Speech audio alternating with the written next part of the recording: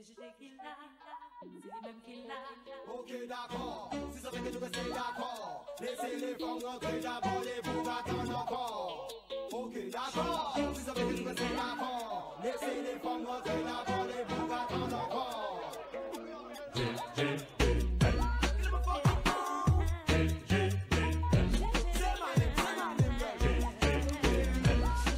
Une étude en anthropologie que j'ai fait dans le cadre d'un master où en Canada on appelle ça une maîtrise, on n'est pas passé encore au LMD. Donc en fait, qu'est-ce que c'est déjà l'anthropologie? C'est une discipline qui ressemble beaucoup à la sociologie, mais on s'intéresse aux petits groupes, à l'individu. Donc la sociologie s'intéresse à la société au sens large, mais nous on va vraiment plus sur le terrain, on fait des entretiens, on fait des observations participantes, ça veut dire qu'on vit avec les gens au quotidien, on partage vraiment le groupe dans lequel on vit. Donc c'est pas un doctorat, c'est pas une recherche professionnelle, c'est quand même une étude étudiant, c'est une maîtrise. Donc c'est pour remettre en contexte. Sinon, donc, comme je dis, on l'a fait à l'université de Montréal. Pourquoi je me suis intéressée à la Guadeloupe? En fait, j'habitais à la Guadeloupe avant de partir à Montréal. Ça fait 5 ans que je suis partie, mais j'ai grandi ici. Et quand j'étais en Guadeloupe, déjà les questions identitaires et ethniques m'intéressaient énormément, avant même de connaître qu'est-ce que l'anthropologie. Et l'anthropologie, c'est quand même l'étude et la discipline par excellence des cultures, des différences, de l'autre, etc. Donc c'est d'abord un questionnement que j'avais sur la Guadeloupe, et ensuite j'ai fait l'anthropologie, pour remettre aussi en contexte. Aussi, pourquoi Pointe-à-Pitre? Pourquoi je me suis intéressée aux jeunes hip-hop, aux jeunes des quartiers? Avant de partir au Canada et avant de faire cette étude, j'ai eu la chance de découvrir en fait par le biais d'un ami qui n'a pas pu être ici aujourd'hui. Et c'est lui qui m'a fait découvrir ce milieu un petit peu underground de Pointe-à-Pitre, des jeunes, des studios, etc. Donc j'avais déjà un pied dans ce milieu-là et j'ai trouvé vraiment l'univers passionnant. On va en parler, mais c'est des jeunes qui sont autodidactes, qui font du hip-hop, à partir de rien, ils ne font pas d'école, ils n'ont pas forcément d'école audiovisuelle, ça dépend certains. Mais des fois, à partir de rien, ils arrivent à créer énormément. Donc c'est ça qui m'a beaucoup intéressée chez eux. Donc la question que je vais vous poser aujourd'hui, en fait, et qui m'a intéressée, peut-être qu'on peut commencer très rapidement, quand on vous dit Guadeloupe, Guadeloupéen, qu'est-ce qui vous vient en tête tout de suite? Et là, je m'intéresse comme ça à vos points de vue, s'il y en a certains qui veulent prendre la parole. Est-ce que l'image, vraiment, quand on dit Guadeloupéen, à quoi on pense?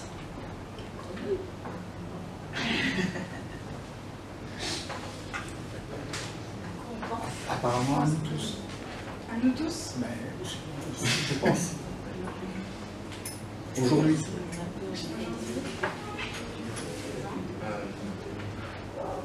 On a peur de répondre à des clichés. Hein. Ah mais justement c'est ça. Vous voulez des clichés? Mais qu'est-ce qui vous vient tout de suite? C'est ensuite qu'on peut après discuter, analyser ce que vous allez dire. Zoom, la danse, notre tourisme, Colombo. Ah oui, tradition culinaire, ça. Bah ouais. Gros cas. Parle créole. Rome, petit punch, beaucoup de petit punch. Ouais, la fête, ouais. La fête, le rire, les gens rient beaucoup. Et qu'est-ce être Guadeloupéen, selon vous? Être Guadeloupéen. C'est être un insulaire. C'est important, l'insulaire. Se sentir loin de la méthode. C'était déjà pour mettre le mot à la bouche, mais c'est des questions auxquelles on va parler tout au long de cette présentation. Donc déjà un petit contexte sur la Guadeloupe, même si on la connaît tous par cœur, c'est intéressant de revenir sur l'histoire. Et l'histoire de la Guadeloupe est extrêmement complexe et en plus est écrite suivant différents points de vue en fonction des auteurs qu'on va choisir. Et je me suis intéressée à l'histoire, en fait j'ai remarqué qu'on pouvait voir l'histoire avec 4 points de vue. Celui des gens qui habitaient déjà ici, les Kalinagos, les Arawaks, qui étaient là depuis au moins des milliers d'années, je n'ai pas les chiffres exacts. l'histoire d'un point de vue colonial, et là, la colonie, elle a tout écrasé, et elle veut imposer son point de vue. L'histoire d'un point de vue des esclaves, parce qu'on l'oublie souvent, mais les esclaves, ils avaient une culture, ils avaient un point de vue, ils avaient une manière de faire, etc. Et l'histoire d'un point de vue de l'Afrique. Parce que souvent, on va parler d'esclavage, mais on ne va pas parler que les esclaves étaient des Africains. Et donc, forcément, il y a des confusions qui se font. Et aussi, il y a souvent la grande question, c'est-à-dire que les Africains avaient vendu leurs frères pour partir à l'esclavage. Et donc ça, c'est des questions qui sont... c'est pas le débat d'aujourd'hui, mais c'était intéressant avant que je commence à étudier la Guadeloupe, de revenir, ok, qu'est-ce qui se dit sur l'histoire de la Guadeloupe, et qu'il n'y a pas un discours sur cette histoire. La Guadeloupe, c'est aussi une population multi-ethnique. Comme je dis, les Kalinagos, les Amérindiens, on les appelle, mais Amérindiens, c'est un terme un petit peu ambigu, donc je préfère garder le terme original. Kalinagos, les Américains, les Européens, les Indiens, les Syriens par la suite. Et aujourd'hui, une migration caribéenne assez vaste. On a beaucoup d'Haïtiens, Guadeloupe, de Dominiquais, et puis d'autres surdossés. Il y a même des Brésiliens, en tout cas. C'est une île, c'est un mouvement, il y a beaucoup d'échanges qui se font, et ça, des fois, on a tendance à l'oublier. Et bien sûr, c'est un département français d'outre-mer avec tout ce que ça implique d'être un département. Après, là aussi, il y aurait un autre débat à ouvrir. Est-ce que c'est un département? Qu'est-ce qu'un département d'outre-mer? Est-ce que c'est toujours une colonie, une ancienne colonie, etc. On ne va pas y venir non plus, on peut toujours en parler dans la discussion. Qu'est-ce que ça implique d'être un département français d'outre-mer? Ça implique une dépendance politique, économique, culturelle. On peut aussi parler d'aliénation culturelle, etc. Aussi, c'est un département qui se trouve dans la Caraïbe, mais le fait d'être français, finalement, va inclure des frontières. Donc par exemple, si la Guadeloupe voulait faire des échanges commerciaux avec la Jamaïque en termes de nourriture, à cause des normes européennes, c'est extrêmement compliqué. Donc on est dans la Caraïbe, mais on est extrêmement fermé entre nous, et des fois même la Martinique, c'est pas forcément évident qu'il y ait des liens. Donc ça implique tout ça d'être un département français. Dans la littérature, quand on s'intéresse, la littérature, je parle de la littérature scientifique, les auteurs, etc. Les auteurs qui se sont intéressés à la question identitaire, culturelle des Caraïbes, des Afro-Américains en sens large, de la littérature que j'ai étudiée, j'ai remarqué deux grands paradigmes, deux grands points de vue. D'un côté, il y a ceux qui vont parler de créolisation. Donc là, on a Édouard Glissant, Bernabé, Chamoiseau, Confiant, etc. La créolisation, qu'est-ce que ça implique? Qu'est-ce que ça veut dire? En fait, la créolisation part du principe que les Caribéens d'aujourd'hui sont nés sur la Caraïbe. Ils sont nés à partir du moment où ils avaient mis le pied sur la Caraïbe, et ils se sont construits avec tout ce qui les entourait autour d'eux, donc les différents éléments culturels. Le côté indien, le côté syrien, le côté des différentes ethnies africaines, etc. Mais c'est à partir du moment où on est dans les Caraïbes. Il y a vraiment une coupure avec le passé. L'Europe, l'Afrique, tout ça c'est dans le passé. On s'intéresse au maintenant. Et la curiosité finalement de Chamoiseau, Confiant et Bernabé ont fixé un petit peu ce processus de créolisation. Parce que la créolisation, c'est un processus, mouvant qui est toujours en continu. Et ça, c'est ce que Glissant dit beaucoup. Lui, il va pas fixer sa créolisation, alors que les trois auteurs martiniquais, eux, l'ont fixé dans les années début 90 en parlant de créolité. Et là aussi, il y a eu plein de débats sur les 20 prochaines années sur la créolité est extrêmement critiquée. Mais on pourra en reparler aussi dans la discussion. Un autre point de vue de comprendre et de voir le peuple caribéen, ou en tout cas afro-américain au sens large de toutes les Amériques, c'est l'afrocentricité. Eux, en fait, vont considérer les Afro-Américains en continuité identitaire et culturelle avec l'Afrique, comme s'il n'y avait jamais eu de cette coupure dans les créolisations par finalement. Pour eux, tout Noirs qui se situent dans les Amériques sont des Africains de la diaspora. Et là, ils vont le démontrer avec l'histoire. Ils vont chercher toute une autre, comme je disais tout à l'heure du point de vue de l'histoire, toute une autre documentation que la créolisation ou plein d'autres historiens ne vont pas forcément montrer. Et ils ont fait des études aussi en sociolinguistique. Donc là, je parlais de Ama Mazama, c'est une sociolinguistique guadeloupéenne, qui dans les années 90 a fait sa thèse sur le créole guadeloupéen. Et elle a remarqué à quel point il y avait énormément de vocabulaire, de termes africains de différentes ethnies en Afrique dans le créole guadeloupéen. Et on a tendance à l'oublier, on a tendance à l'omettre. On dit que oui, la syntaxe du créole a des origines africaines, et par-dessus, on vient à coller du vocabulaire des langues coloniales. Et ça, c'est souvent ce qu'on entend. Alors que finalement, quand on s'intéresse de plus près, qu'on veut voir que l'Afrique elle est présente dans les Caraïbes, on la voit. Et c'est ça que l'afrocentricité critique, c'est qu'on a eu trop tendance à dire tout ce qui est africain, c'est inférieur, c'est l'esclavage, on va oublier, c'était traumatisant, etc. Alors que finalement, eux remarquent que l'Afrique, elle est bien présente dans les Caraïbes, à tout niveau, la langue, le comportement, les éléments culturels, le gros cas, par exemple, le gros cas quand on va écouter des musiques qui viennent d'Afrique, on s'aperçoit que ça ressemble énormément à tout ce qu'on peut voir là-bas. Donc ces deux grands mouvements que j'ai retrouvés dans la littérature, et ce qui était intéressant, c'est ça qui m'a mis la puce à l'oreille, c'est qu'ils ne se supportent pas. Ils se critiquent les uns après sur les autres. Ama Mazama ne peut pas du tout entendre parler de la créolisation, et la créolisation ne parle jamais d'afrocentricité, jamais, jamais, jamais, de Ama Mazama dans ses textes, etc. Donc il y a vraiment un conflit dans la littérature. Sur ça, la question de recherche qui est centrale dans mon travail, c'est à savoir comment les jeunes guadeloupéens urbains, donc essentiellement Pointe-à-Pitre, les Abîmes et les environs, s'identifient-ils, se représentent-ils leurs identités et se représentent les identités des Guadeloupéens. Donc à 3 niveaux. Déjà, qu'est-ce que c'est l'identité? L'identité, c'est quelque chose de très flou. En fait, en soi, ça n'existe pas puisque c'est un sentiment. Je suis intéressée à savoir comment les jeunes se représentent leurs identités à un moment donné de l'entretien. Donc là, c'était en 2014. Dans un lieu donné, souvent on faisait des entretiens dans les studios ou ailleurs, avec un chercheur donné. Peut-être que par exemple, ils auraient dit des choses différentes si j'avais été noire, faisant du hip-hop, etc. Donc c'est bien remettre en contexte que c'est une représentation sur le mouvement.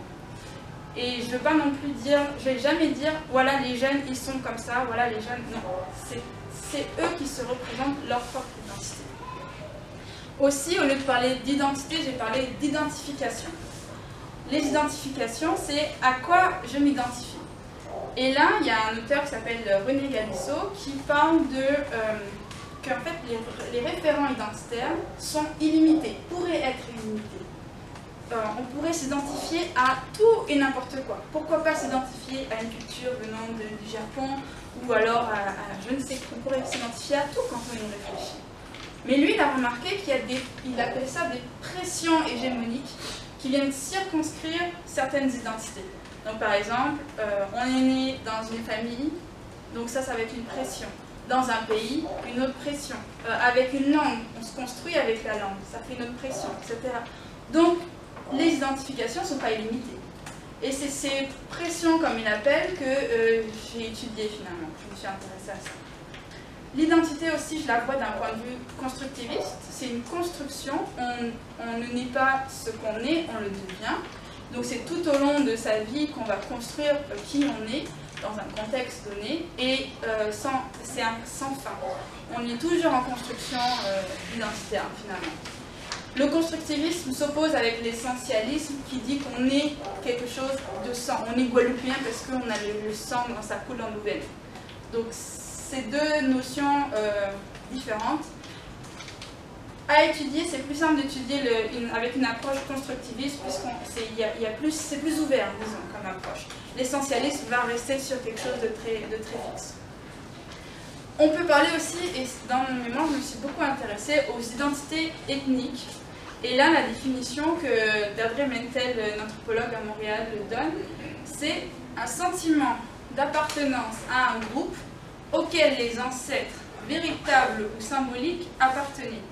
Donc c'est vraiment ce sentiment d'appartenance-là déjà qui résume ce que c'est une identité. Et là, on parle d'identité ethnique, donc un sentiment avec un groupe, d'appartenance à un groupe auquel les ancêtres véritables, donc qui ont existé, qu'on connaît, qu'on peut rechercher, ou symboliques que finalement on s'imagine qu'on appartient à ces ancêtres. Et c'est en fonction de toi, tu as les mêmes ancêtres que moi, dans ce cas-là, il y a une identité, un groupe ethnique qui va se former. C'est ce sentiment que chacun d'entre nous, on partage un ancêtre commun, ou des ancêtres, en tout cas similaires. Mon analyse avec les jeunes repose principalement sur une analyse de discours. J'ai réalisé 13 entretiens et c'est des entretiens que j'ai retranscrits par la suite et c'est ce qu'ils ont dit que j'ai analysé. Pour faire cette analyse, premièrement, j'ai analysé l'utilisation du « nous » dans le discours. Et en fait, quand on parle de nous, quand on parle de soi, on l'utilise énormément. Nous les Guadeloupéens, nous les jeunes, nous ci, nous ça. Et cette façon d'exprimer m'a permis de dresser un premier portrait de comment il se situe. Par contre, ce n'est pas exclusif, hein. C'est juste une première approche. J'ai beaucoup aussi étudié dans leur discours les frontières ethniques. Qui dit nous, dit eux. Il y a toujours ce rapport entre les deux. Qu'est-ce que c'est une frontière ethnique? En fait, c'est ce qui vient circonscrire ce qu'il y a entre le nous et le eux. Donc finalement, quand on dit nous, ça veut dire qu'on a conscience qu'on appartient à un groupe qui nous ressemble, avec lequel on partage les éléments culturels, la langue, n'importe quoi, le quartier, etc. Ce nous, donc il peut s'identifier avec quelque chose qui nous est propre, mais aussi il existe parce qu'il y a quelque chose de différent en face de nous, le eux. Et ces frontières-là sont malléables. Et c'est ça qui était intéressant aussi dans leur discours, c'est que finalement, il y a des fois, le nous pouvait englober un grand cercle, mais des fois, il est devenu plus petit, où la frontière était extrêmement floue. Donc c'est ça, c'est vraiment ces frontières-là que j'ai analysées aussi. Et j'ai trié et ordonné les différents discours sur l'identité en 3 échelles. L'échelle nationale, où là je récoltais tout ce qu'ils disent par rapport à l'identité nationale. Donc on va parler de l'État, de la France, à quel point on s'identifie à la France ou pas, de la Caraïbe et de la Guadeloupe. Donc tout ça, j'ai intégré ça dans l'identité nationale. Ensuite, l'échelle individuelle, donc eux, leur famille, comment ils se représentent, leur généalogie, comment ils se représentent leurs ancêtres, etc. Et enfin, l'échelle du groupe.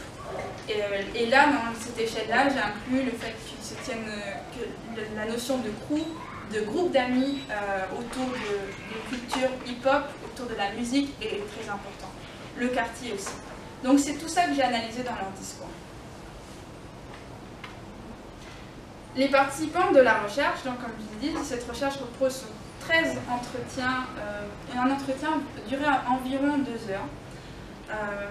C'est une étude qui est non représentative, c'est une étude qui se base sur du qualitatif, c'est ça qui est intéressant. Les profils des jeunes, ils ont entre 18 et 28 ans en 2014, une moyenne d'âge de 21 ans, 22 ans. Leurs origines ethniques, peut-être majoritairement afro-descendants, mais encore, après c'est comment eux se définissent, mais on va le dire comme ça. Et aussi, beaucoup ont parlé qu'au moins une personne de leur famille, grand-père, arrière-grand-père, avait une origine différente que d'origine africaine. Et enfin, ils ont tous grandi dans certains quartiers, principalement Grand Camp, quelques quartiers aux Abîmes, au Rézé par exemple, ou à Pointe-à-Pitre même. Il y en a qui ont grandi à Grand Camp, qui sont aujourd'hui la Montagne, les Mao, etc. Mais ils avaient tous en commun le fait d'avoir grandi dans des cités et d'avoir partagé une passion commune qui est la musique et la culture hip-hop. Et enfin, la majorité, la moitié des jeunes que j'ai rencontrés font partie d'un collectif d'artistes qui s'appelle le 142 décibels. Qui en 2014 avait un studio à Grand Camp et c'est là aussi que j'ai effectué la majorité de mes observations participantes, comme on dit. En tout cas, j'ai partagé le quotidien avec eux et j'ai vraiment vu leur réalité. Et aujourd'hui, j'ai le plaisir d'accueillir le 142 décibels qui est au fond de la salle. Je peux vous présenter si vous voulez. Donc c'est la première fois que je représente le résultat de...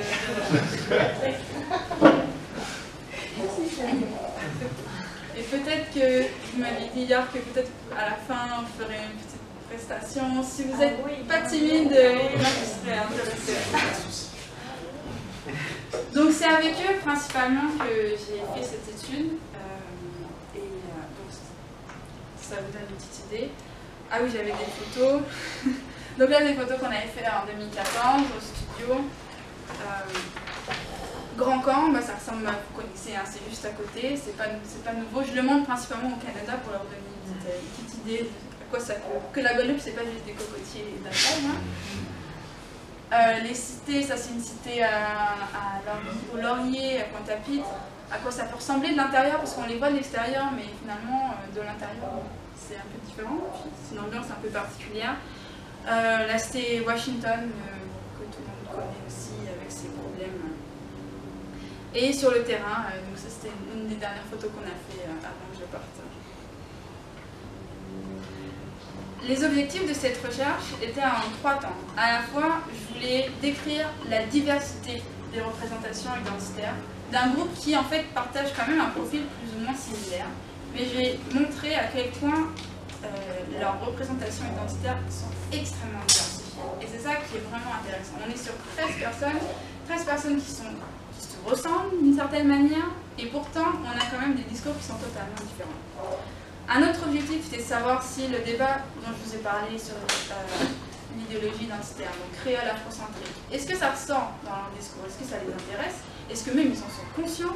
Est-ce qu'ils représentent leur identité créole ou afrocentrique ou... Voilà. Donc je me suis intéressée à ça. Et enfin aussi, présenter l'importance de la culture hip-hop dans leur construction identitaire. Donc là maintenant, je vais vous présenter les résultats, les données qui sont sorties avec les différentes échelles. Donc on va commencer par l'échelle nationale. D'un point de vue de la France, est-ce que les jeunes s'identifient à la France? Eh bien, c'est quand même rare. Finalement, sur les 13 personnes, le « je suis français » est ressorti très très rarement, mais il existe. Et c'est ça qui est intéressant, il ne faut pas non plus le dénigrer, mais c'est quand même rare. La majorité, c'est « je suis guadeloupéen avant d'être français ». Et ça, je pense que c'est pas nouveau, j'apprends rien à personne, on entend ça quand même beaucoup ici. À l'échelle interrégionale, comme je l'ai appelé, la Caraïbe, est-ce que les jeunes s'identifient à la Caraïbe et comment ils représentent cette Caraïbe? Eh bien là, c'est quand même assez rare dans leur discours, ça revient de manière minoritaire. Alors après, je ne posais pas forcément la question directement, peut-être pour la Caraïbe, j'attendais qu'ils viennent, que ça vienne d'eux-mêmes, et c'est pas forcément arrivé très souvent, mais c'est quand même arrivé. Et quand ils vont parler de la Caraïbe, à ce niveau-là, comment ils vont représenter l'identité caribéenne, ou est-ce qu'ils représentent les Guadeloupéens en tant que Caribéens?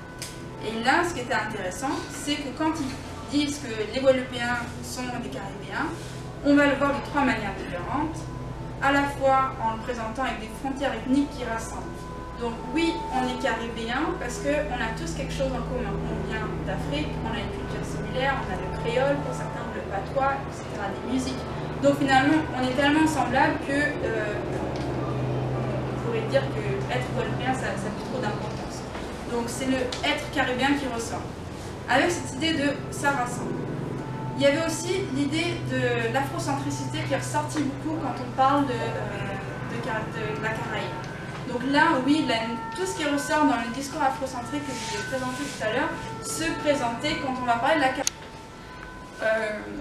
J'ai schématisé 3 différentes représentations de la société guadeloupéenne. Il y en a plus dans leur discours, mais ce qui ressortait, les 3 grandes tendances, c'est celle-ci. Il y en a qui vont représenter la société guadeloupéenne par sa pluriethnicité, c'est-à-dire que les ancêtres des Guadeloupéens sont de toute origine confondue. Et les Guadeloupéens, c'est tout le monde. Il n'y a pas de un tel est Guadeloupéen, un tel n'est pas Guadeloupéen, etc. C'est vraiment tout le monde ensemble. Ici, je vous ai récupéré un extrait d'entretien qui illustre bien cette idée. Il dit il y a eu divers vagues d'immigration. Il n'y a pas que les Noirs en Guadeloupe. Donc, il y a bien un moment qu'il faudra avancer. qu'il faudra arrêter de catégoriser chacun d'entre nous. Tu vois, parce qu'il y a les Indiens, les Nègres, les Blancs, les Métis, les Syriens, voilà, ok. Mais on est tous nés Guadeloupéens, on est tous nés ici. Donc, ce discours-là représente bien ce côté très pluriethnique de la société guadeloupéenne. Une autre façon de représenter la société guadeloupéenne, là je l'ai appelée de manière pluriethnique, mais avec des frontières ethniques floues. Et qu'est-ce que ça veut dire ici?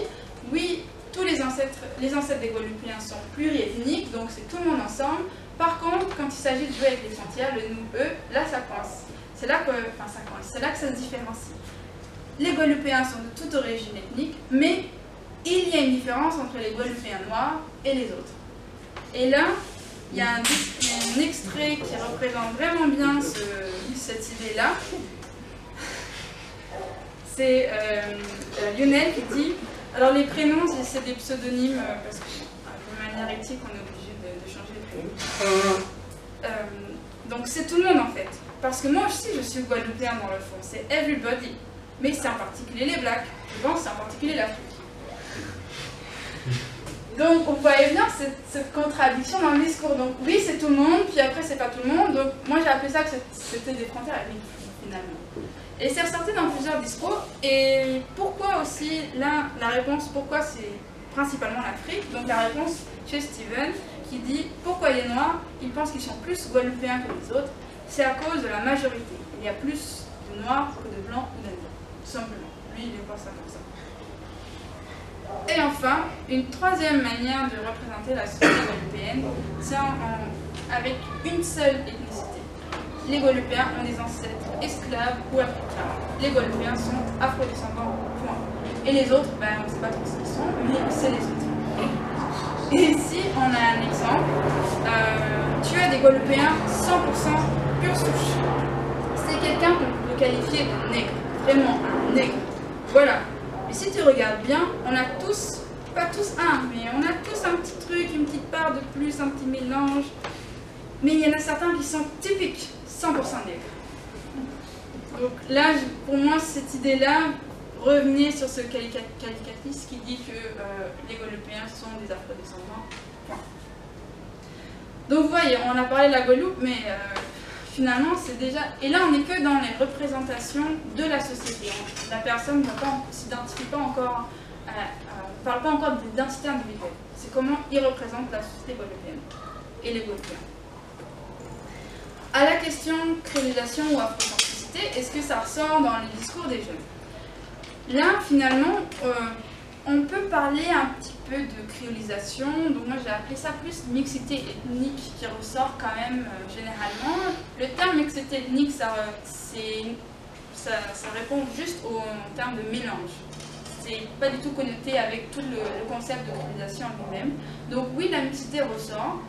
On va parler de mélange, de métissage, mais quand on compare ce qu'il dit la créolisation et qu'est-ce que dit les jeunes, c'est vrai que ça ne ressort pas de manière majoritaire.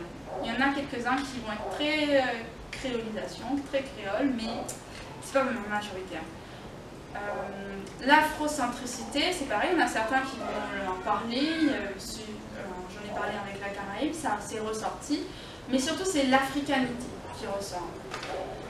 Je pourrais détailler un petit peu après la différence entre l'afrocentricité et l'africanité qui se base plus sur l'élément culturel et identitaire, alors que l'afrocentricité, c'est une idéologie. C'est on veut recentrer en fait les gens qui sont d'origine africaine sur le continent africain. C'est-à-dire qu'on veut arrêter de toujours voir le monde d'un point de vue européen, d'un point de vue américain. On a des penseurs qui sont très riches, des penseurs de qualité extrêmement très bonne en Afrique, et on n'en parle jamais. Donc c'est un petit peu ça, recentrer en fait les personnes d'origine africaine sur le continent africain à tout niveau. Mais donc c'est ça, l'afrocentricité ressort pas tellement de leur discours, mais il y en a quand même qui c'est présent. Et enfin, ce qui est intéressant, c'est qu'il y a eu des discours qui mélangent les deux, l'afrocentricité et la créolisation. Et là, c'est extrêmement intéressant, puisque tout à l'heure, dans la littérature, c'est des débats qui sont totalement opposés, hermétiques. alors que pour les jeunes, pour certains, ça va ensemble. À l'échelle individuelle, qu'est-ce qu'on dit, qu'est-ce qui ressort? Donc ici, je vais vous présenter, pas tout ce que j'ai ressorti, mais les représentations, comment ils se représentent leurs ancêtres réels ou imaginés dont je vous parlais tout à l'heure. Et là, malgré le fait qu'ils ont quand même des profils plus ou moins similaires, on a trois façons de représenter ces ancêtres et trois façons de s'identifier. À quel ancêtre je m'identifie? On a la représentation des ancêtres pluriethniques, donc ça veut dire que la personne ressent appartenir à différents ancêtres de différentes origines. Ici j'ai un exemple, donc Lionel dit « Après, de mon identité même, qu'est-ce qui s'est passé? Je sais justement que je ne suis pas issu d'un peuple africain, centre-sud, je suis un mélange de trop de trucs pour dire que je suis ça. » Donc on sent vraiment que lui, il se représente, son passé, il est multiethnique. Pour le coup, là, on a vraiment un exemple qui illustre bien cette idée. D'autres personnes vont parler aussi, ils se représentent leurs ancêtres esclaves et africains ou africains. Et là, la notion était intéressante parce qu'il y en a qui vont parler des deux. Oui, mes ancêtres étaient esclaves et africains. Il y en a qui vont parler juste du côté ethnique, africain. Ils ne vont pas du tout parler du côté esclave. Donc, ils font clairement un pont sur le statut servile pour s'intéresser à l'Afrique. Et il y en a d'autres qui ne vont pas du tout parler de l'Afrique et qui vont s'intéresser uniquement à l'esclave. Et ça, à l'esclavage. Et ça, c'était intéressant parce que dans cet entretien-là, où cette personne s'identifie à des ancêtres esclaves, jamais dans son entretien, il va parler d'Afrique. J'ai vérifié, jamais. Et donc, c'est vraiment deux manières de voir les choses. Et ici, un exemple, il dit, là on a un exemple, ancêtre esclave et africain. Nous sommes des esclaves importés, des descendants d'esclaves importés. Et malheureusement, une fois qu'on a traversé la mer, c'est difficile de se retrouver. Déjà, il fallait qu'il y ait des archives, je ne suis pas si sûre qu'il y en avait ça. Dernièrement, j'ai vu qu'en Guadeloupe, il y avait des archives, ils ont réussi à retrouver des parents africains, et donc là, on a la notion africain qui ressort, alors qu'avant, on parlait d'esclaves. Ils ont réussi à retracer, mais il fallait des conditions précises, etc. Et enfin, et c'est ça qui est aussi intéressant, c'est que les jeunes ne s'intéressent pas tous à leur ancêtre, ne s'intéressent pas tous à leur passé. Il y en a vraiment que ça leur passe par-dessus la tête de savoir c'était qui leur ancêtre, etc. Et ça ressort aussi dans leur discours. Et là, un exemple, il dit, Malik dit, ma mère c'est une négresse, mais j'ai des cheveux batases indiens. Je ne sais pas d'où j'ai pris ça, ouais, côtés indiens en passage. Sincèrement, mes ancêtres, je ne les connais pas. Et il disait ça à la mère, et ben, c'est pas grave, je vis avec. Et cette notion est ressortie quand même assez souvent, et par exemple, quelqu'un me disait, mais oui, c'est bien gentil de connaître l'histoire de la Guadeloupe, mais moi aujourd'hui, là, il faut que je paye mon loyer, j'ai des problèmes. Qu'est-ce que ça va m'aider, en quoi ça va m'aider de connaître tout le blabla historique pour mon quotidien aujourd'hui, maintenant. Et donc cette notion-là aussi n'est pas à oublier chez les jeunes. Donc encore une fois, créolisation, afrocentricité, est-ce que ça ressort? Créolisation, c'est ressorti uniquement dans un des discours des jeunes, où oui, vraiment, ça se ressent que quand on compare ce que dit la créolisation et son discours, on voit vraiment des similarités. On va parler de gros mélange. Il y en a aussi qui vont parler de métissage, mais le métissage, c'est pas vraiment la créolisation. Le métissage, c'est entre deux personnes issues de cultures différentes maintenant, alors que la créolisation, c'est plus sur du long terme, et puis bon, ça implique énormément de choses. Il y a beaucoup de personnes aussi qui ne vont pas du tout s'identifier à des mélanges, malgré le fait qu'ils vont s'identifier à des ancêtres pluriethniques. Donc oui, j'ai un ancêtre de telle origine, de telle origine, de telle origine, mais dans son discours, il n'y a pas de mélange. Lui, il est plus peut-être du côté africain ou du côté esclave, je ne sais plus exactement comment il le disait, mais... Et ça, c'était intéressant de voir qu'il y a une dissociation entre, oui, j'ai des ancêtres de différentes origines, mais je suis guadeloupéen. Et aussi, la notion d'africanité ressort quand même assez souvent, mais à cette échelle individuelle, l'afrocentricité ressort pas tellement. Mais bon, là, on va garder le côté africain, que quand même, les ancêtres africains sont importants dans certains discours. Je me suis intéressée à savoir aussi, est-ce que les jeunes connaissent leur histoire, est-ce qu'ils s'en ont intéressés? Et là aussi, c'est mitigé, plus ou moins, donc, même si je donne des chiffres, la moitié, il y en a qui vont s'intéresser à l'histoire, il y en a qui ne s'intéressent pas ou qui vraiment c'est hors de leur pensée, comme je disais tout à l'heure. Il y en a qui connaissent leur histoire et puis quand on leur pose des questions, on sent qu'ils ont des notions. Il y en a qui ont des notions très très faibles de leur histoire. Et là, ce que j'ai trouvé intéressant, c'est que ceux qui s'intéressent à leur histoire, c'est aussi ceux qui vont se représenter plutôt créoles ou afrocentriques. Et là, je me suis dit, ah ben tiens, il y a un lien entre les deux. C'est peut-être pour imaginer ce paradigme qui est quand même un paradigme construit, scientifique, réfléchi, il faut avoir des notions d'histoire. On dirait. Dans leur discours, c'était ça qui ressorti. À l'échelle du groupe, enfin, la dernière échelle, comment les jeunes se représentent, l'identité. Alors là, le groupe, le crew, les amis, le studio est extrêmement important. Surtout pour le 142 décibels. C'est vraiment leur identité. Ils s'identifient au 142, ils s'identifient à leur groupe. Peut-être que le hip-hop a contribué à retrouver cette africanité-là que quand on allait peut-être il y a 10-20 ans en Guadeloupe, on n'entendait pas beaucoup parler d'Afrique. Alors je me suis dit que peut-être le hip-hop a permis cela. Aussi, le hip-hop est... dans le hip-hop, on parle aussi de multi-ethnicité. C'est quand on côtoie un groupe hip-hop, peu importe dans le monde entier, d'ailleurs c'est dans le monde entier, il y a des groupes hip-hop au Japon, en Suède, en Afrique du Sud, etc. Il y en a partout. Et quand on va à la rencontre de ces groupes-là, eh ben, c'est hyper diversifié. On peut avoir vraiment de toutes sortes et ça ne les dérange pas. Et justement, c'est ça, ils vivent aussi de ce métissage, ils s'en aperçoivent même pas. Donc, pour eux, ils sont avant tout hip-hop avant d'être leur origine nationale ethnique. Et ça, c'est ressorti aussi dans le discours des jeunes. Et enfin, très important en Guadeloupe, c'est l'appropriation culturelle de la musique hip-hop. On ne va pas faire du hip-hop américain, on va faire du hip-hop créole, du rap créole, du hip-hop de chez nous. Et là, qu'est-ce que ça implique? Ça implique deux volets. À la fois le volet musical, ils vont concevoir des musiques en lien avec les musiques qu'on entend ici, ou les musiques de la Caraïbe. Et les textes, on va parler en créole, et puis on va parler du contexte dans lequel on vit. Et dernièrement, même hier, j'ai entendu parler de... c'était quoi? Arène du Bouillon, comment vous l'appelez? Arène Bouillon. Donc voilà, donc là, c'est un exemple typique d'un mélange d'ici, le bouillon, la Dominique, et des États-Unis, R&B. Donc c'est ça le rap créole. Alors, qu'en est-il des dynamiques identitaires chez les jeunes?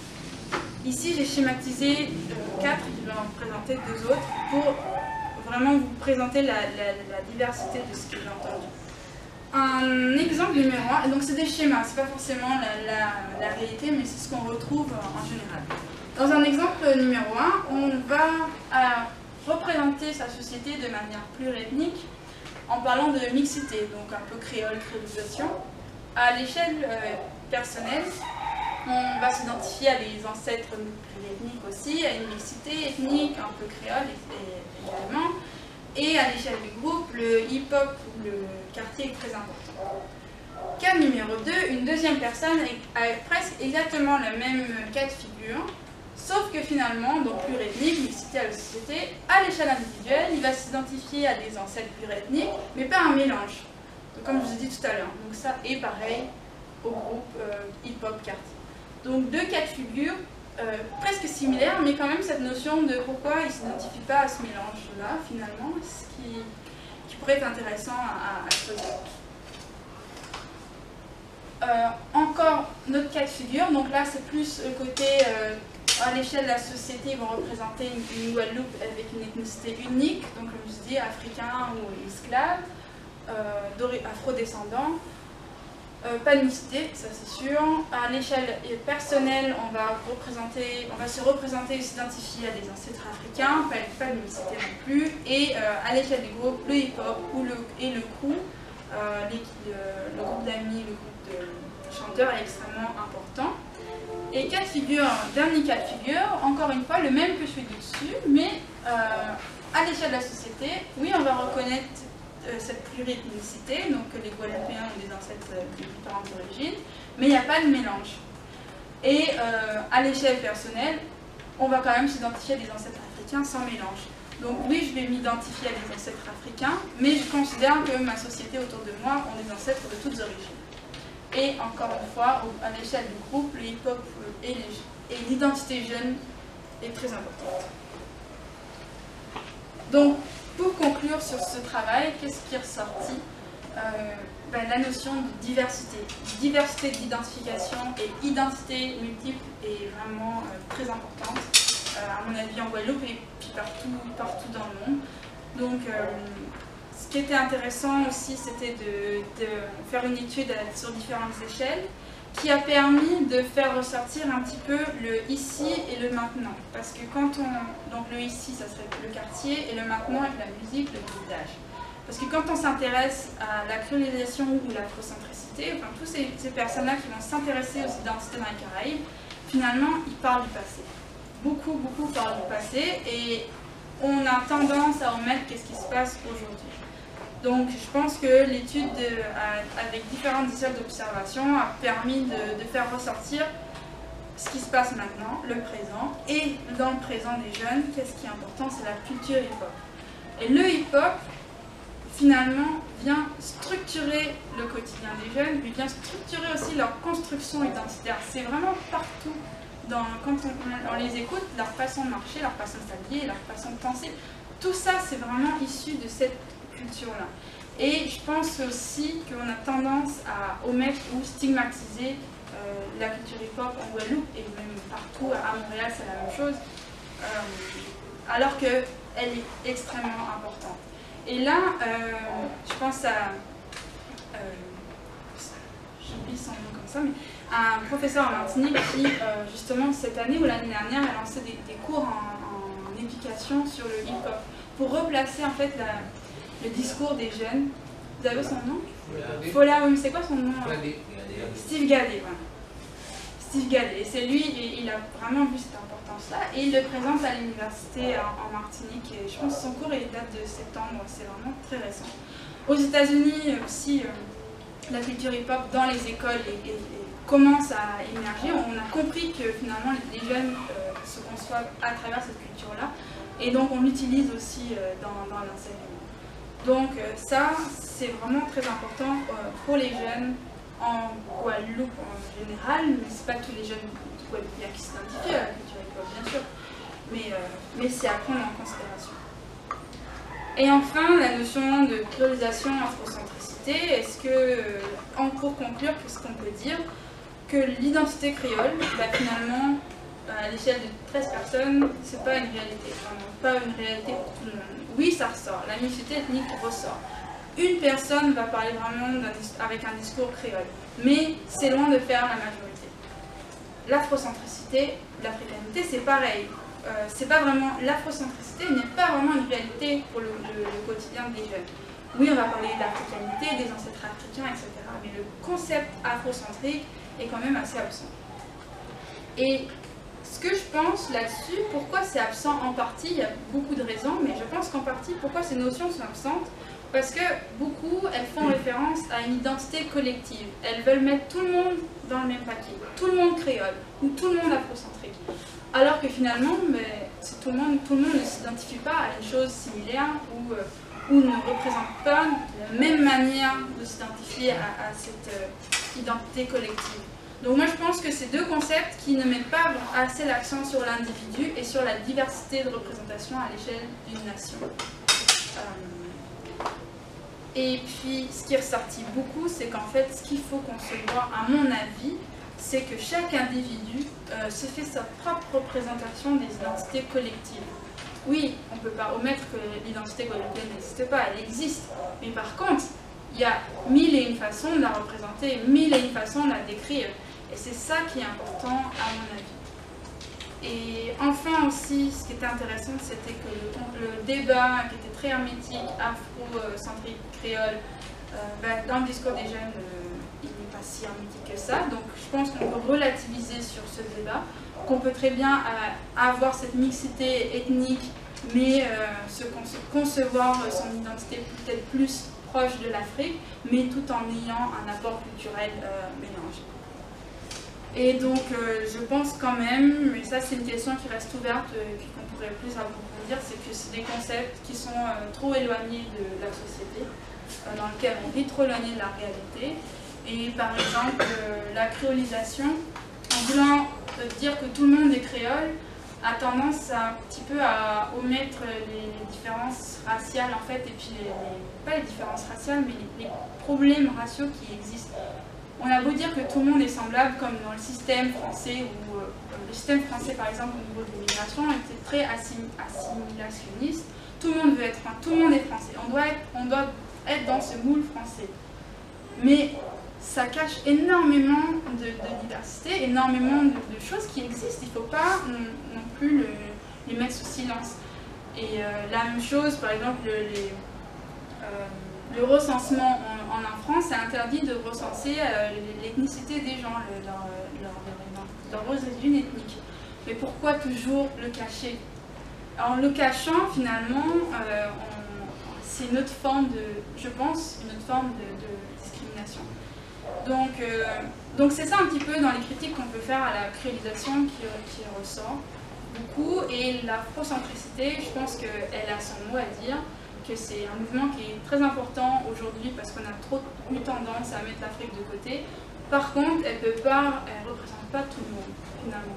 Il ne faut pas non plus penser qu'on est que dans ce moule-là. Et j'ai eu l'impression quand même que c'est un mouvement qui est pas mal exclusif aussi à la couleur noire et assez essentialiste, même s'ils le disent autrement dans leur texte. Mais, donc voilà.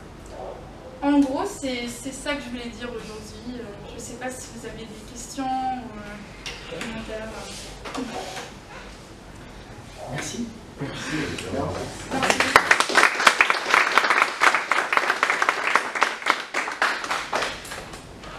Bien, on va procéder aux questions.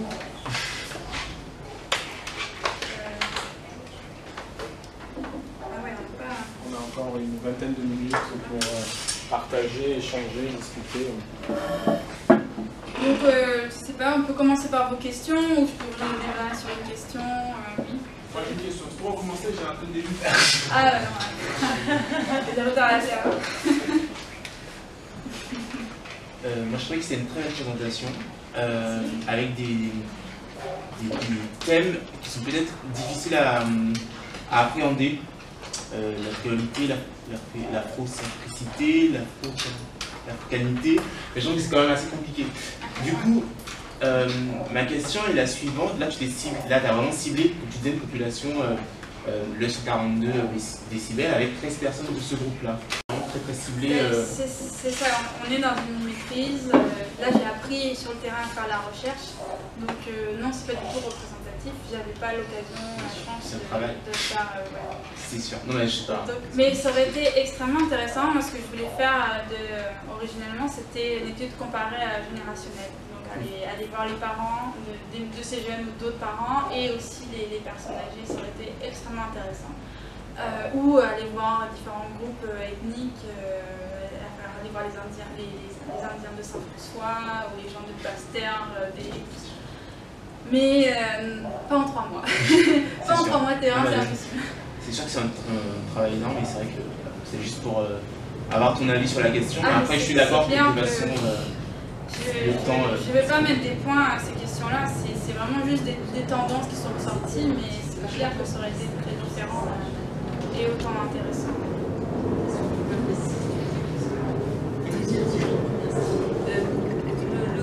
Le groupe était constitué uniquement de garçons. Ah oui, alors la question, justement, mes professeurs m'ont posé. Non, ils ont des filles aussi, mais c'est pas la majorité. Hein. En 2014, elles étaient 3, je pense, 3 ou 4. Mais en fait, j'ai pas voulu m'intéresser à la question du genre parce que déjà je trouvais que cette question d'identitaire était extrêmement complexe, donc si je commençais à m'intéresser aussi aux femmes, ça ouvrait encore une autre porte. Donc par choix, je dirais que je ne l'ai pas dit dans la présentation, par choix j'ai préféré rester à une population masculine. Mais, oui, c'est vrai. Ça peut être une variable que vous pourrez introduire par la suite, parce que je pense qu'il y a sûrement des choses à dire sur la construction d'identité et le lien à cette culture hip-hop. Elles ont tout un autre... Mais peut-être que vous pouvez en parler, je sais pas.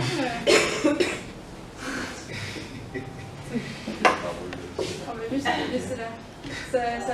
Ça vous parle? Est-ce qu'elles s'identifient de manière différente, les filles du groupe Pour moi, c'est quand même différent. Un homme, c'est un homme, une femme, c'est une femme quand même. Mais après, je pense que le discours, à notre niveau, si on arrive à se côtoyer tous les jours, à partager les mêmes choses, c'est que le discours n'est pas forcément différent. Après, la femme, elle n'est pas vraiment présente dans l'histoire de la Guadeloupe. On a Solitude, qui encore vaut d'aujourd'hui. Son existence reste assez... il n'y a pas beaucoup de personnes qui vont vous dire que oui, elle existait, comme d'autres vont vous dire que non, c'est qu'un mythe, etc. Donc à travers ça, on n'est pas sûr que la femme vraiment a une place, vraiment, donc, en elle-même, elle est plus vraiment se rattacher en fait à des images et dire que je suis ça.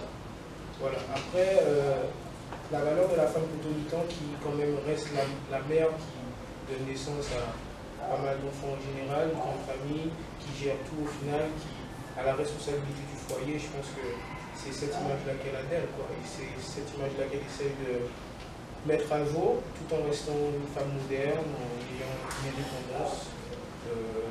Voilà, quoi. Je vois maintenant nos mères qui sont mère et père, et je pense que nos sœurs le voient. Ils savent très bien que c'est pas forcément ce qui leur est destiné, mais qu'elles l'appréhendent d'une certaine manière. Après, je ne peux pas parler vraiment pour elles. Voilà. Mais il y a des filles dans le couple. Justement, est-ce que vous avez l'impression qu'elles sont intégrées, enfin pour vous, elles font partie de votre... C'est ça le sens de la question. Et ça se voit. Le groupe, vous avez tous le même... Oui, c'est ça. Il n'y a pas de différence. Vous expliquer qu'est-ce qu'il peut devenir. Je ne suis pas dans le monde hip-hop, mais je ne pense pas qu'il devrait y avoir de différence entre les filles et les hommes. Au niveau identitaire de la musique et de la culture, c'est toujours un être humain. Avec une femme, c'est une femme, un homme, c'est un homme, mais ça reste toujours l'être humain qui est différent. Donc, c'est pareil, je pense que c'est pareil. La musique, sinon, c'est pas là-dedans. Voilà, si on n'a pas partagé les mêmes intérêts. Est-ce que tu as eu l'impression qu'il y avait d'autres courants musicaux qui avaient un peu ce même impact, ce même rôle au niveau de la culture guadeloupéenne? D'autres groupes Plutôt d'autres tendances, d'autres mouvements musicaux qui avaient le même impact chez les jeunes guadeloupéens, en tout cas peut-être pour Ténéda. à ce point-là, non, je ne suis pas dans ceux que j'ai rencontrés en tout cas. Je sais que le dancehall à un moment donné a été important, mais là ils l'ont dit, le dancehall c'est plus vraiment à la mode finalement, c'est plus vraiment aujourd'hui. Mais ça fait partie de leur identité, je pense.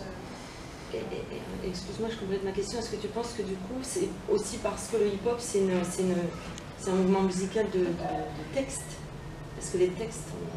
Ah oui, d'ailleurs, ça aussi, j'aurais aimé étudier vos textes, mais c'est un manque que j'ai eu, et puis ça, pour une prochaine étude, ça pourrait être vraiment intéressant d'étudier en profondeur ce qu'ils disent, parce que c'est vraiment intéressant. Puis, là, on est dans du texte conscient. Après, il y a beaucoup de hip-hop qui vont parler de la danse, enfin, de partir, les soirées, etc.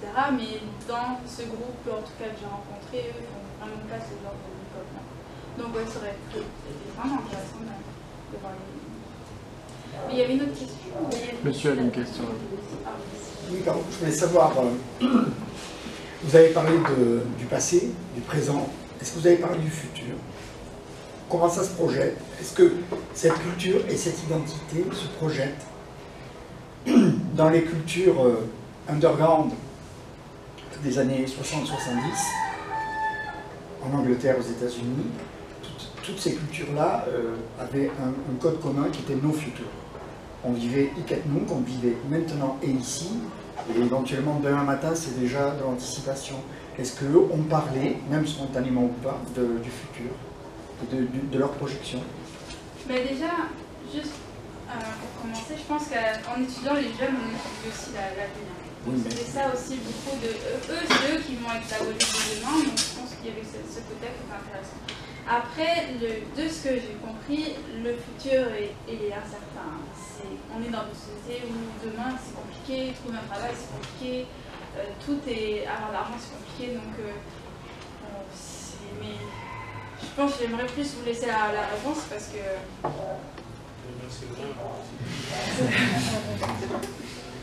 En fait, c'est pas tant, je me demandais, à travers ce que vous faites au quotidien, ce que vous produisez aussi, c'était pas tant vos futurs personnels que le futur de votre culture commune. Est-ce que vous pensez que vous êtes acteur de son évolution et que ça durera le temps que ça durera, ou est-ce que vous le vivez au quotidien et vous ne vous posez pas cette question? C'est ça que je voulais savoir. Je pense qu'on a oublié de se poser un peu la question, mais à trop se la poser, on ne fait rien au final. D'accord. Plutôt sur cette pensée-là qu'on est, donc on va toujours se dire que, en clair, ça ne sert pas à grand-chose de trop se projeter, mais on se projette, on va dire peut-être à demain soir, à ce soir, à demain matin quand il est le soir, mais pas... projet aussi. Ouais, on le fait parce qu'il doit le faire, parce qu'on se dit que c'est notre manière de s'exprimer, que dans tous les cas, c'est comme certains qui s'expriment tous les matins, ils vont travailler parce qu'ils savent qu'ils ont ça à faire, qu'ils ont à vivre, à se nourrir tous les jours. Mais après, ils ne savent pas forcément si dans 2 ans ils vont changer d'appartement, ils ne sont pas sûrs de savoir que. En fait, il y a la projection, elle n'est pas si loin que ça. Elle est vraiment, on va dire, dans le futur immédiat. Ouais. Personnellement, ouais. Voilà. On est encore plus. Ouais, comme vous dites, ça va, je suis longtemps. Je projette quand même pour faire grandir l'environnement. En tout cas, personnellement, je le projette quand même personnellement pour faire grandir l'environnement. Pour qu'il puisse rayonner, voilà. Qu'il puisse prendre plus d'ampleur. Parce qu'on pense aussi que si on fait ce qu'on doit faire correctement, dans tous les cas, ça va rouler, ça va amener quelque chose. On n'est pas sur il faut faire, c'est sûr qu'il faut faire comme ça pour que ça fasse ça, non. Il faut juste faire, dans tous les cas. Et voilà, il n'y a pas 110 000 manières de réussir. Et puis il y a un passage de flambeau aussi. Moi, j'écoutais ce monsieur-là quand j'étais un peu plus jeune, qui m'a donné vraiment envie de faire du rap. Ensuite, moi, je rappe, peut-être qu'il y a un petit jeune qui m'écoute en ce moment, je sais pas. C'est pas vraiment calculé, ça se fait tout naturellement. Ouais, c'est sympa. J'aurais une question. Le hip-hop, votre message s'adresse en généralement à quel type de personnes? Moi, je parle à tout le monde. Après, je suis passé au stress où je ne dis pas quelqu'un quand j'ai écrit un son, je m'exprime. Donc, c'est plus ceux qui sont touchés qui sont. On se rapproche de ce que tu dis en fait. Voilà. Plus les forces, ça va se refermer. Tout le monde ne vit pas. Oui, pareil. Après, moi, je ne sais pas qui peut se retrouver dans voilà. Mais parce que tous les autres souffrances, dans tes joies, voilà. Mais ça, je veux dire que bon, le hip-hop, c'est pas du zouk. Ça s'adresse plus au niveau du ressenti, mais je crois au niveau du fond. Le fond, ça n'arrive pas aux gens éperdument amoureux, contrairement aux zouk. Le zouk est constamment en train de parler de rose, de ce que je veux dire. Alors que le hip-hop est un peu plus large, justement, mais toujours ciblé. Enfin, juste pour mettre un terme que le hip-hop c'était un esprit social. C'est juste un cri. C'est juste un cri. Dire social ou pas, c'est juste un cri. À la base, comme tu disais, c'est né où le hip-hop, c'est né dans les quartiers, dans les bas quartiers. Et un peu, c'est un mélange de culture. Ça était toujours accessible à des personnes qui n'avaient pas forcément beaucoup de moyens de le faire. Donc, qui dit pas beaucoup de moyens, c'est pas beaucoup de moyens. D'accord. Donc avant tout, ils arrivent à s'amuser. On voit bien que les peuples africains autour d'un feu qui rigolent tout le temps, il n'y a pas beaucoup d'instruments et ça s'enjaille. Mais quand on écoute le fond, ça raconte justement l'histoire de leur ancêtre aussi, ou certaines souffrances, mais c'est pour dire que ça c'est quand même ciblé en fait. ça reste, là on est ciblé, et d'où le prix, oui, mais plus quand même social, parce que c'est pour rassembler les gens, et ça touche très l'humain, voilà, très l'humain, donc très rapport humain, rapport. C'est ce blog. Moi, je ne partage pas trop cet avis, vous voyez. Je regrette d'être venu un peu trop en retard. Mais moi, c'était vraiment de savoir la corrélation que vous faites. Je ne sais pas, vous êtes plus jeune que moi. Vous voyez à la télé, les rappeurs, ils sont blancs, ils sont noirs, ils sont arabes. Voilà. Et ce que tu disais là, je ne partage pas trop. Le hip-hop, ça ne vient plus des bas quartiers. Le hip-hop, ça concerne tout le monde. Problème de famille. Elle s'est récupérée. Je veux dire, le fond aussi, c'est. Avant, tu perçais dans le hip-hop, dans le rap, parce que tu as un casier judiciaire. Voilà. C'est cliché, hein, c'est cliché, parce que tu as un casier judiciaire, parce que tu as mangé de la drogue, trucs comme ça. Oui, mais moins ça. Aujourd'hui, si tu arrives dans le hip-hop, tu fais un tube. Parce que tu avais déjà beaucoup d'argent, tu vois. J'avais beaucoup d'argent et c'est pas le hip-hop qui a fait son succès, tu vois. Après ça reste compliqué, je sais pas le du choix, ça reste compliqué. Oui, non, mais je reviens sur l'africanité. Oui. Là, je ne retrouve plus l'africanité dans le rap. Tu comprends? C'est comme le rock. Au départ, le rock avait une mission. Je te donne un exemple bien simple. J'ai l'émergence de l'afro-MHD, je sais pas quel afro-trap. Ouais, c'est de l'afro-trap. Tu vois, donc là, il marque bien sa musique par des rythmes d'Afrique, tu vois. Mais je peux t'en prendre d'autres. Donc le rap, maintenant, pour moi, c'est universel. C'est comme la chanson de variété. Hein. Voilà. Je sais que ça ne va pas trop plaire, mais c'est ce que je dis. Quelle est une différence entre rap et hip-hop? Je crois qu'elle n'en fait pas très bien.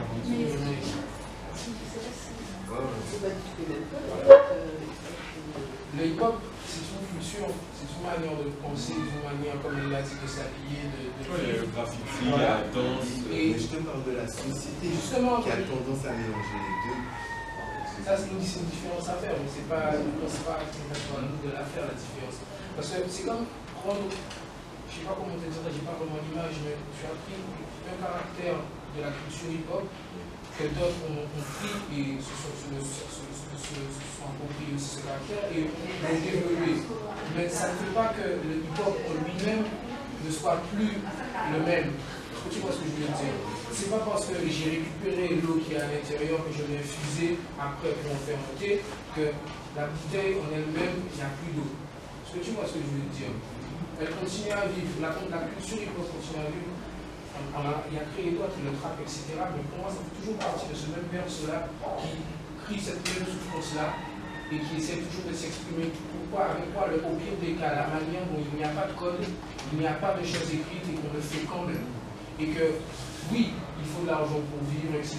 Mais qu'on n'a pas cette valeur d'argent. Elle va même trop loin. Parce qu'on la gaspille sans avoir aucune vraiment notion de réalité. La plupart des rappeurs hyper bling-bling et 2 ans après on n'entend plus parler parce qu'ils sont totalement pauvres. Ça montre encore cette même... C'est la nature de comme une valeur. Non, oui, mais quand tu as une certaine éducation de la finance aussi, une certaine... Tu as fait certaines études, tu ne vas pas être partout te lancer comme ça. Oui, c'est comme tout le monde. Okay. Ça, c'est quand tu fais fortune, tu as appliqué ça dessus. Ouais, mais pas forcément la même chose. Le match vu et l'idée de se dire enfin j'ai réussi, enfin sans avoir forcément une formation, c'est comme un poker au final. C'est cette question de chance, cette question de dire que de toute façon j'étais déjà débrouillé. Il n'y avait rien à faire de plus, j'allais juste être moi-même et dans tous les cas, ça va fonctionner, ça va marcher, ça c'est hip-hop. Et ça ne va jamais être perdu. Et même si ça c'est un diplôme, qu'importe, ils l'ont compris, ils l'ont utilisé. Et moi je me dis que là, c'est peut-être pas nous, mais ils le font comme nous. Et juste là, justement à ce moment-là, je vois qu'ils le font. Tu vois ce que je veux dire? Voilà. Alors, plus je réponds au point, Juste rapidement. Alors, quand il parlait de la différence entre le zouk et le hip-hop, moi je vois la base de la musique. C'est-à-dire que je ne sais pas à qui ça va plaire. Le petit bourgeois de sa maison, là, va peut-être que le hip-hop. D'accord?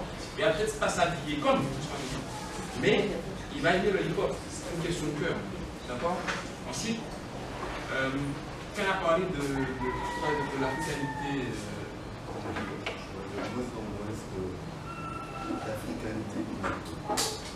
alors, je ne sais pas comment dire ça, c'est pas oublier que ça vient quand même. Mais les notions se perdent. Je dis qu'aujourd'hui, la société ne sait même pas c'est quoi, ne sait même pas la différence entre le hip-hop et le rap. Vous voyez, celles qui sont exposées, elles nous disent que c'est la même chose. J'ai dit ça? Oui, dans l'étape précédente, vous avez mis hip-hop créole ou rap créole.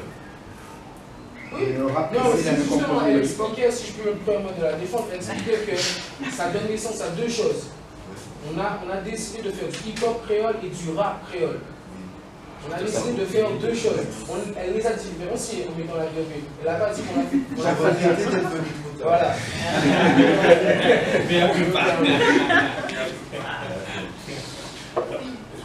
Je voulais faire juste une petite intervention. Déjà pour remercier la qualité du questionnement que tu as posé ce soir. Et juste faire un petit parallèle parce que j'ai beaucoup appris cet après-midi. Je suis enseignant plasticien, mais j'évolue aussi dans le monde de la musique et du jazz caribéen. Et ce que je trouve intéressant dans la façon dont tu poses les choses, c'est que je côtoie beaucoup de musiciens pour qui l'identité, c'est d'abord le rapport au cas. Et le rapport au cas est très important dans la notion de « je suis guadeloupéen ». Et là, tu nous parles à travers le témoignage de ces jeunes, ils sont un petit peu moins maintenant, que cette notion d'identité, je ne vais pas parler du cas du tout. Et je trouve ça tout à fait intéressant de voir comment le hip-hop, pour eux, eh bien, ils ont cette relation à cette musique, comme ceux que je connais ont la relation locale. C'est-à-dire que c'est un moyen de dire, de revendiquer quelque chose. Et en fait, la question que je vous pose aussi, c'est elle est où cette part de cette musique qui est quand même musique guadeloupéenne dans votre discours? Est-ce que vous l'avez oubliée? Est-ce que vous la revendiquez? Est-ce que vous la mettez dans votre musique dans une autre manière? Mais voilà, elle est où? Et je pense que ce serait un parallèle à faire entre l'idée de l'identité par rapport au cas, pour peut-être des musiciens de certaines générations, et comment ce glissement s'est fait par rapport au hip-hop. Je vous interromps tout de suite et il faut qu'on quitte les lieux dans 5 minutes. C'est une question passionnante, mais je pense qu'il appelle des réponses peut-être plus longues. Et l'établissement ferme à 18h. Donc il faudrait peut-être qu'on puisse vraiment recibler, peut-être justement, pour toi de la démonstration. Voilà, je suis désolé de couper vraiment la question, mais c'est des contraintes matérielles. C'est recibler, parce qu'elle parle quand même du hip-hop et de l'identité, donc ma question c'était par rapport au propos musical. Et le cadre, tout ça. Mais je peux répondre, un des jeunes qui avait répondu là-dessus, et il disait que le cas, il n'est pas forcément présent musicalement, mais la façon d'être. Et ça, c'était intéressant. La façon d'improviser, la façon de... Comment il disait, quand on regarde des joueurs de cas, je me vois nul, je me vois le 142. Alors que la transmission, c'est pas forcément faite aussi. Il y a ça aussi, c'est aussi le problème de transmission. Mais c'est ça, donc c'est vraiment, ça va plus loin que la musique. Et je ne sais pas si vous voulez ajouter quelque chose.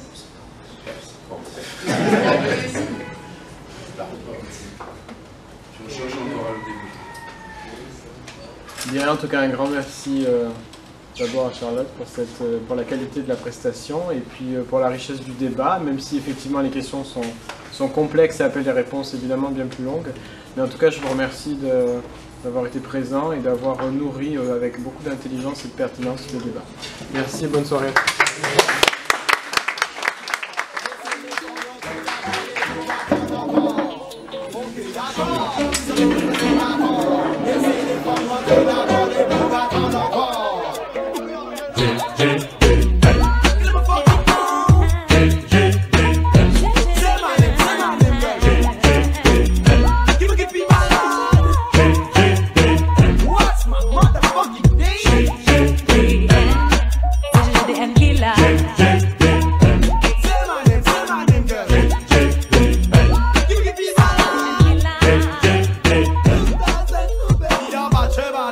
See, you want more party.